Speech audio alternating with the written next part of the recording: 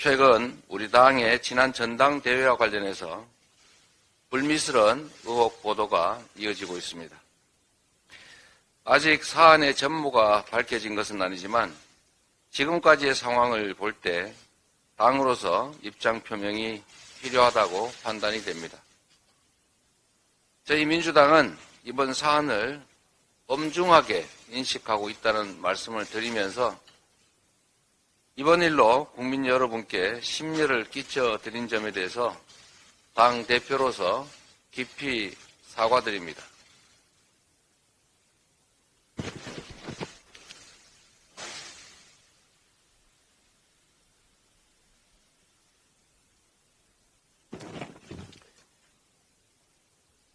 당은 정확한 사실규명과 빠른 사태 수습을 위해서 노력하겠습니다. 이를 위해서 송영길 전 대표의 조기 귀국을 요청했다는 말씀도 드립니다. 모두가 아시는 것처럼 이번 사안은 당이 사실규명을 하기에는 한계가 뚜렷합니다. 그래서 수사기관에 정치적 고려가 배제된 신속하고 공정한 수사를 요청합니다. 저희 민주당은 확인된 사실관계에 따라서 그에 상응하는 책임과 조치를 다할 것이고 이번 사안을 심기 일전의 계기로 삼아서 근본적인 재발 방지 대책도 확실하게 마련하겠습니다. 민주공화정을 무한 책임져야 할 대한민국의 공당으로서 국민 여러분께 실망과 심려를 끼쳐드린 점에 대해서 다시 한번 사과 말씀을 드립니다. 최근에는 국가 주요 행사 때마다 윤석열 대통령은 배경으로 처리되고 김 여사가 중심이 되는 이해할 수 없는 사진들이 대통령실 홈페이지를 도배하고 있습니다.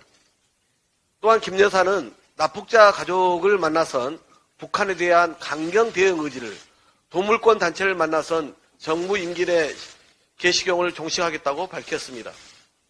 대체 대한민국 국민이 뽑은 대통령은 누구입니까?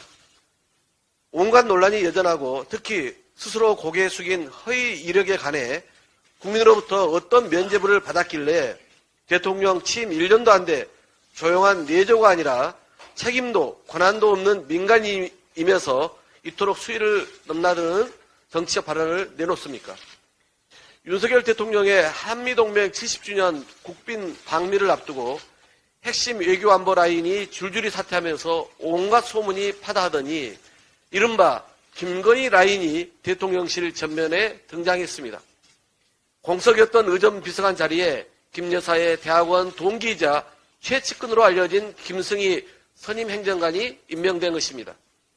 제2부속실 폐지 공약에 관해 국민께 사과로 이해를 구하고 다시 만들어서 김 여사를 책임있게 보자 하라는 저의 오래된 제안을 거부하면서 김 여사가 경영하던 코바나 콘텐츠 출신을 대통령실에 사적 채용한 것도 모자라 이제는 대놓고 대통령의 의전 비서관을 여사의 단독 부속실처럼 쓸 작정입니까?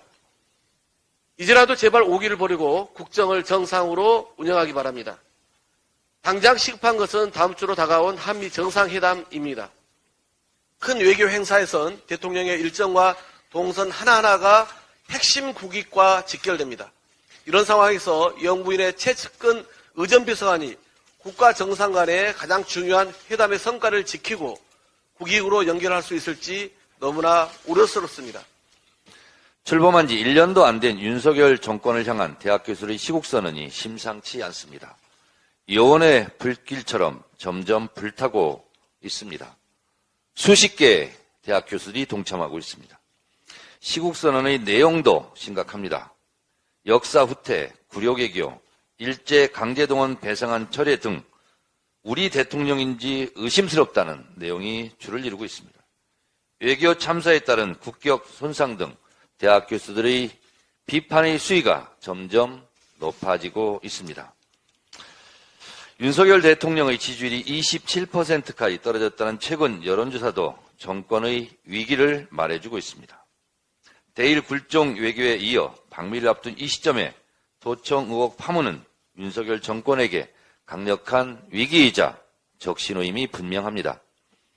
누구나 잘못은 할 수 있습니다. 문제는 잘못을 인정하고 개선하려는 의지가 중요한데 윤석열 정권은 잘못을 인정하지도 개선하려는 노력도 보이지 않는다는 점이 심각한 겁니다. 대학 교수들의 지성과 윤석열 정권의 반지성 간의 이 전운의 향방이 어디로 갈지 저도 궁금합니다. 나라를 구하겠다는 건지 엉뚱하게 김건희 여사의 공개 활동이 더욱 활발해졌습니다. 대통령은 보이지 않고 대통령 부인의 행보만 더 도드라져 보입니다. 대선 때 고개 숙이며 했던 말 조용한 내조는 온데간데 없고 요란한 내조로 마치 실력자임을 과시하는 듯 합니다. 과유불급 자중하시기 바랍니다. 대통령 아내는 대통령이 아닙니다. 한 가지 궁금한 점은 김건희 여사의 공개 활동비는 어디에 근거하고 있는지, 어디서 충당되고 있는지 그것도 공개 활동과 동시에 공개하시기 바랍니다. 제2부속실이 없어졌는데 어디서 예산을 타다 쓰는지 정말 궁금합니다. 대한민국의 대통령이 몇 명인지 모르겠습니다. 윤석열 대통령 한 사람이 맞습니까? 주변 인물들의 과도한 말과 행동이 불러온 비정상적 상황입니다. 김건희 여사에 대해서는 오늘 최고위에서도 여러 지적들이 있었지만 지난 한 주에만도 7건의 일정을 소화했고 그리고 만나는 대상 또한 정치권 접촉, 유가족 만남 등 대상을 가리지 않고 있습니다. 발언에 대해서도 임기 내 개식용 종식 노력, 정부가 생사 확인과 귀환에 힘써야 한다. 이런 발언들은 대통령이 책임감을 가지고 해야 할 말들입니다. 개식용 종식은 국회 입법으로 해결해야 하고 생사 확인은 정부의 강한 의지와 외교력으로 풀어야 합니다. 김건희 여사의 말 한마디면 여당 국회의원들이 법을 척척 내주고 또 인사청문회를 거친 장관들이 영부인의 지시사항이라며 외교 테이블에서 의제로 논의되고 그러는가 보죠. 윤 대통령이 주 60시간 상한 발언을 했을 때 그건 대통령 개인 의견이라고 했던 대통령실 관계자 발언을 다시금 떠올리게 됩니다. 누가 이 나라의 대통령입니까? 지금이라도 이부속실을 만들어 대통령 부속비서관실이 여사를 보좌하는 지금의 기형적 시스템을 원상 복구해야 합니다. 더 이상 김건희 여사는 대통령 기둥 뒤에 숨어 꼼수를 쓰지 말기 바랍니다. 국민이 경제 살리라고 대통령 뽑아놨는데 경제를 포기한 대통령, 이 부담이 모두 다 국민에게 가고 있습니다.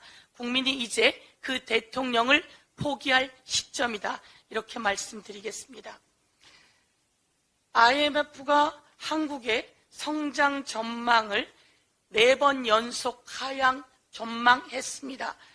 G20에 해당하는 미국, 중국, 일본 등 이렇게 하향 전망을 하지 않고 있습니다. 그런데 유일하게 대한민국만 IMF가 계속 하향 전망을 하고 있는데요. 이와 관련해 말씀드리겠습니다. IMF가 지난해 4월에 한국의 경제 성장률을 2.9%라고 낮춰서 전망했습니다. 그런데 다시 지난해 7월에 2.1%로 낮추고요. 지난해 10월에는 2%로 낮추고요. 올 1월에는 1.7%로 낮추더니 올 4월에 1.5%까지 낮췄습니다. IMF가 대한민국의 경제 성장률을 계속해서 몇 개월 만에 낮추고 있습니다. 이렇게 경제 성장률이 IMF에서 낮춰서 전망되는 나라는 대한민국밖에 없습니다. 경제가 아주 위기입니다. 그런데 대통령은 경제는 살리지 않고 경제를 최악으로 만들고 세수를 펑크 내고 이 세수에 대한 충족을 유류세 인하를 검토하거나 물가 상승을 검토하거나 가스비, 난방비, 전기세 인상을 검토하고 있는 상황입니다. 국민 여러분, 이런 대통령 안 되는 거 아닙니까?